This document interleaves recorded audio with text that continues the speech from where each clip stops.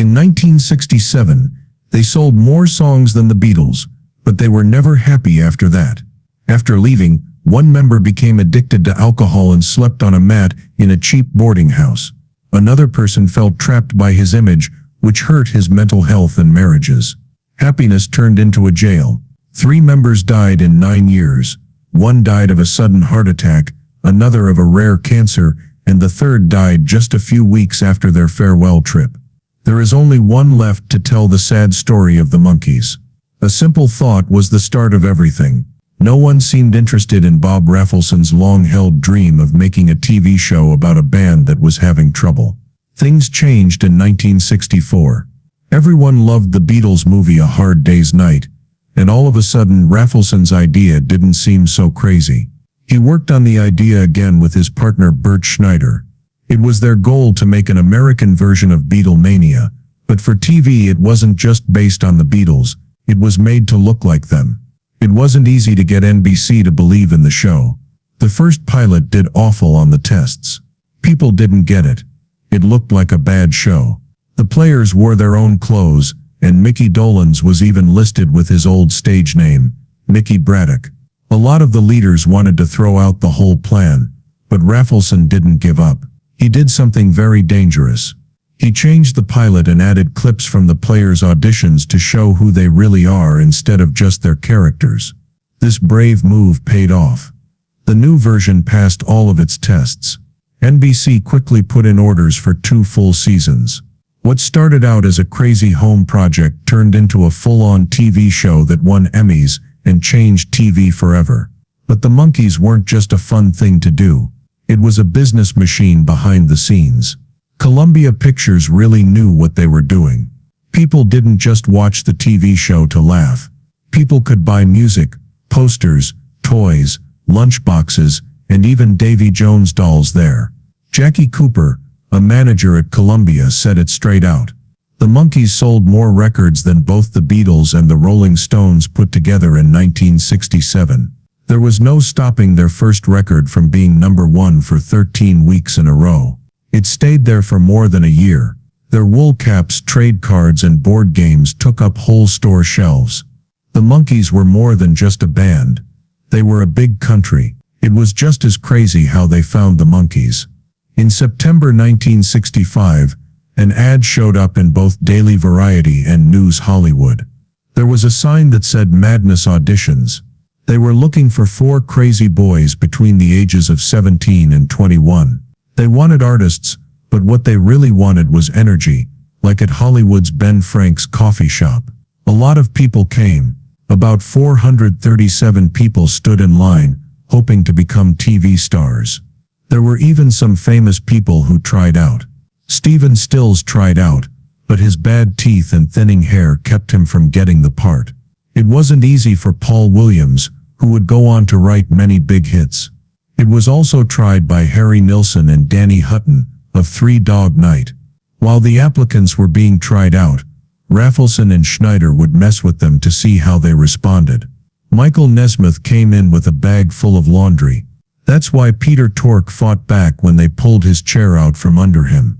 He was afraid that someone would steal it if he left it outside. Their quick, strange responses helped them get the parts. And no, Charles Manson never tried out, despite what people said. The final 4 couldn't have been more different. Davy Jones was well known. One time she shared a TV night with the Beatles on the Ed Sullivan Show. Before the Monkees were even thought of, he was already signed with Columbia. Mickey Dolenz used to be a kid star on the show Circus Boy. He had to change how he played the drums because he got sick as a child and hurt his hip. Michael Nesmith was the only one who saw the original ad and answered it. He didn't need the money because his mother had made wet paper. And the oldest, Peter Tork, was in the folk scene in Greenwich Village. He only came because his friend Stephen Stills suggested it after being turned down himself. Some people said they were fake. Some people said they didn't deserve to be famous. The Monkees did more than just play roles, though. They turned into a real band that sold millions of songs, changed TV, and started a new type of pop culture phenomenon. What began as a crazy experiment changed music, TV, and the whole idea of what it meant to be a youth idol in the long run. When Don Kerzner was hired to be in charge of the music for the TV show, The Monkees, he set up a method that was only for one thing: making hits. He didn't care if the band could play instruments or not. He only wanted to be successful, and he didn't believe the 4 young men chosen for the show would do it right. In its place, he hired the Wrecking Crew, a group of top studio players who had played on many hits. That was all they were told to do: sing. Louis Shelton, a guitarist, played on more Monkees tracks than any other session artist. He made the famous intro to Last Train to Clarksville. In a direct way, Kerzner said it. He said he had to run a TV show and sing songs. That meant getting rid of the band, so be it. It got so bad that he moved recording sessions from California to New York to keep the Monkees out of the way. It seemed to work at first. In just 1 month, their first record sold 4.5 million copies. But the band was getting really angry behind the scenes. There was real music in Michael Nesmith and Peter Tork's lives. They were real people, not actors trying to be rock stars. They had done what they needed to do, played in the clubs, and lived the life. It was embarrassing to see other people record the songs while they sat on the sides. It was clear that Nesmith was mad. Rolling Stone asked him how hard it was for him to copy other people's work instead of making his own. He thought that the Monkees should give their fans something real, like the Beatles had done. Even though Mickey Dolenz was complaining to his friends in private, Nesmith was ready to fight. He kept asking Kerzner to let them make their own music, and some of his songs were picked up, but he still didn't have much power. Even worse was when Kerzner put out their second record, More of the Monkees, without telling them. The cover was a cheesy J.C. Penney picture shoot, and the thank you notes in the liner notes were very strange. The band didn't even get copies ahead of time. Like everyone else, they had to go get the record. It wasn't long before things broke. Nesmith finally blew up one day at a meeting in Beverly Hills. He was so mad that no one was paying attention to him that he punched a hole through the wall and told Kerzner, "That could have been your face." There was no doubt that things had changed in that room. A few weeks before, Kerzner quietly put out a single in Canada without the band's permission. This broke a shaky deal that had been made to give the band more power. The trust was gone, even though the song was taken off. At that moment, the hole in the wall stood for everything the Monkees had been up against. The fake look, the feeling of not having control and being used as tools. In a short time, Kerzner was fired. The show's creators knew they couldn't replace the Monkees because they were so famous, but Kerzner wasn't one of them. The band was finally free after he left. Without the extra tracks he had asked for, they went back to work on their own terms. It took them weeks to live, breathe, and record what would become headquarters while locked in RCA Studio C. It was where they slept. They got stuck. They fought. They had a party. Later, Mickey Dolenz said it was everything the earlier records were missing: crazy, messy, and full of life. They played their own instruments this time. Their own songs were written. The album became a huge hit and sold 2 million copies. The Monkees sounded the way the band had always wanted to sound for the first time. It's funny that Kerzner found his dream band, the Archies, after getting kicked out. They were not real, so they never replied. It wasn't easy being a Monkee, even after they got creative freedom. It was hard work filming the TV show. Like most sitcoms, this one didn't have long takes. Instead, it was broken up into short scenes and bursts of shooting. It's often made to sell more music. The band was about to break because they had to shoot, record, and go on promotional trips. When Columbia sent them on a full tour, things got worse. People who made the show were against it at first. They didn't think the band could play live, but the Monkees showed them they were wrong. It was a big hit at their first show in Hawaii. Soon there were even more requests. Doing shows, movies, and recordings every day for 7 weeks straight, until the energy that made them popular began to wear off. You could see the changes when the second season of the TV show came out. The episodes got weirder, their hair got longer, and they wore different clothes. The producers gave the band a lot more freedom to perform. Scenes were often made up on the spot. Some shows were good, but others made it seem like the team was phoning it in because they were torn between making money and following their artistic goals. The flaws were seen by critics, but the desire was also seen. The show began to use techniques from European art pictures. There were jump cuts, quick cuts, and stories that didn't always make sense. It felt more like a dream than a kid's entertainment at times. There was a real fight going on between the Monkees over who they were and what they wanted to become, though.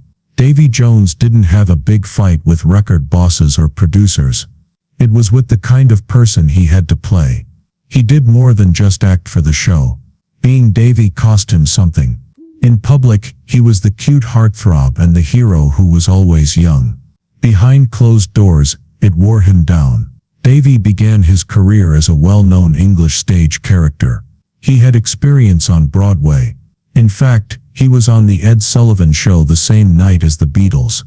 That wasn't important now, though. People expected him to be Davy everywhere he went. Happy, charming, and perfect. He later said that the stress pushed him too far and hurt his mental health, his marriages, and his children. Davy was already being ignored by the time he was in his late 20s. He had scars on his body from that event for the rest of his life. It wasn't just the end of a life when he died in 2012. That story, which had once been full of hope, was coming to an end. Peter Torr's trip wasn't any better. He had the soul of a real artist when he came into the monkey cage. His goal was for the band to be a band, but most of the time he felt by himself. In the end, he said that he believed in the group's idea more than anyone else. But it looked like no one else did too. The recording process tired him out, and while other people joked about hitting tambourines all day, Tork felt like he was missing a real chance. He used drugs to deal with things. In the end, he was honest about it, and said that he was the first monkey to get high, but that finally they all did too. When it began with weed, the desire to try everything grew. Any kind of painkiller would work, like flower power, wild parties, or fast cars. But booze turned out to be the most dangerous. Peter drank a lot for many years until the 1980s, when he finally stopped. The pain he was in showed how deep the scars from those years with the wild and confused Monkees were. When the Monkees put out their first record on October 10, 1966, no one knew what would happen next.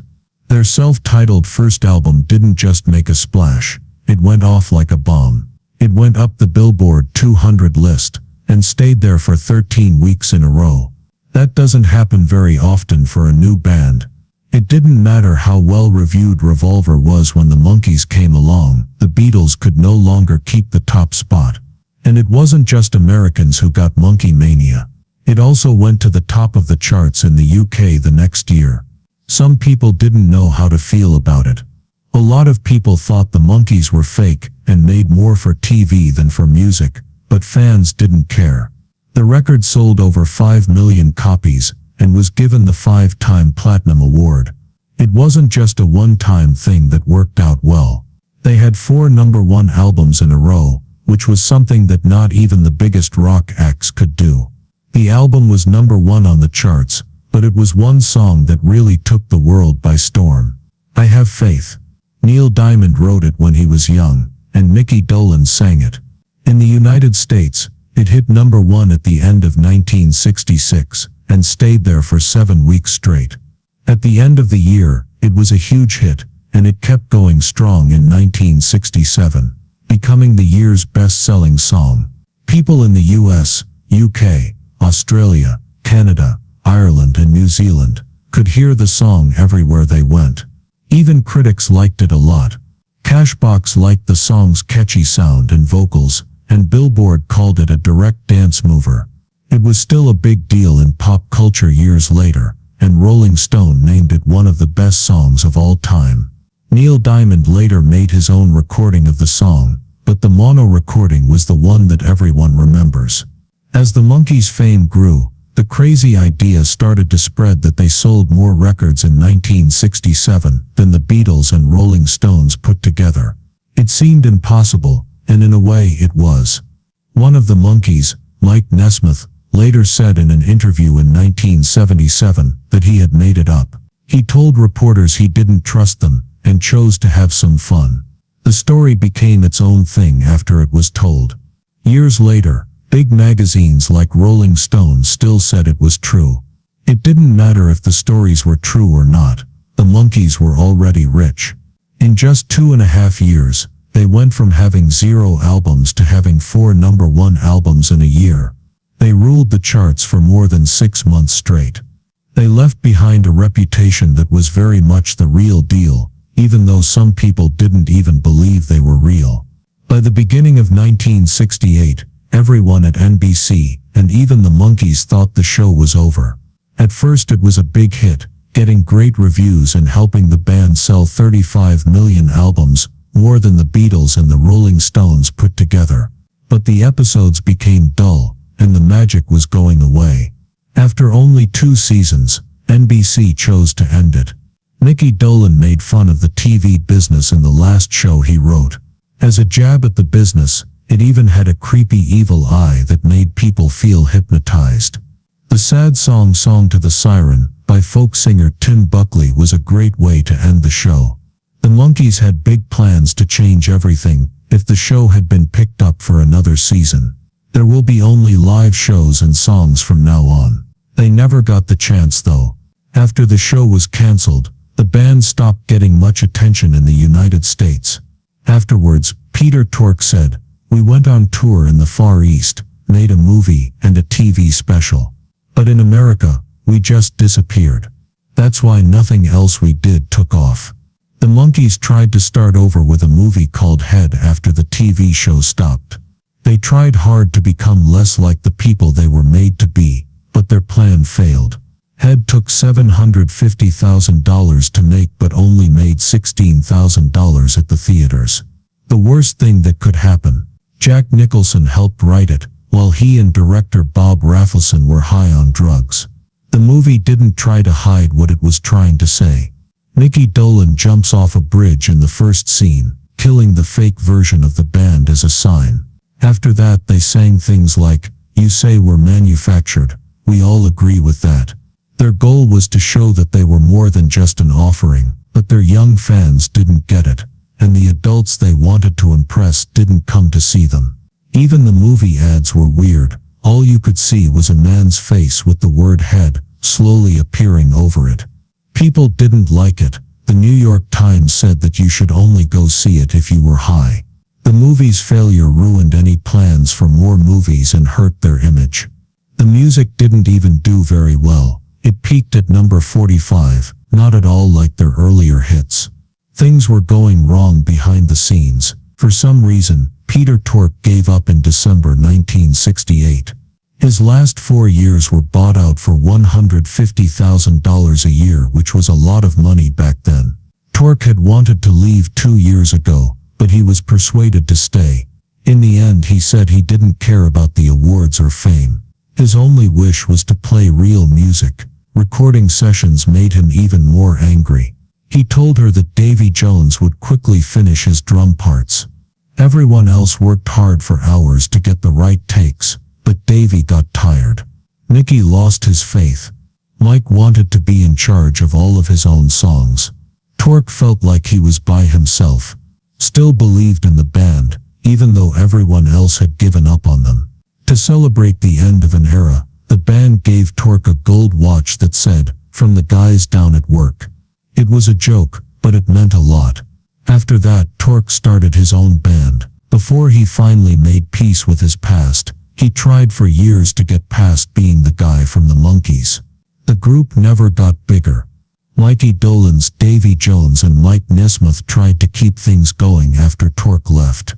They were going to make a double record with 2 sides, one for each artist. They only made one record in the end, called The Monkees Present. The breakdown kept going.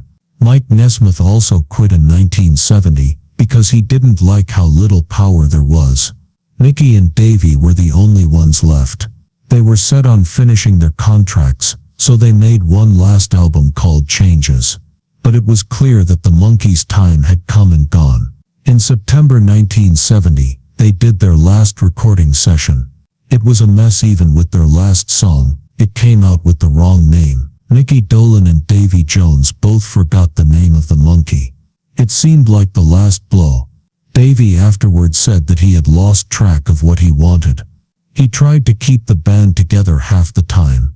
He just wanted to run away and sleep the other half. When the Monkees broke up in 1970, Davy Jones thought it would be easy to start a solo career. He still had a lot of fans and was a big name. But fame isn't always easy. Bell Records hired him in 1971. They didn't let him go. Instead, they tied him up. He had no idea what songs to play. What they made were dull records that fans didn't really care about. His second record by himself, just called Davy Jones, didn't do very well, with Rainy Jane peeing at a disappointing number 52. Fans would later love the song he sang on the Brady Bunch called Girl. But it wasn't enough. It wasn't even on the record.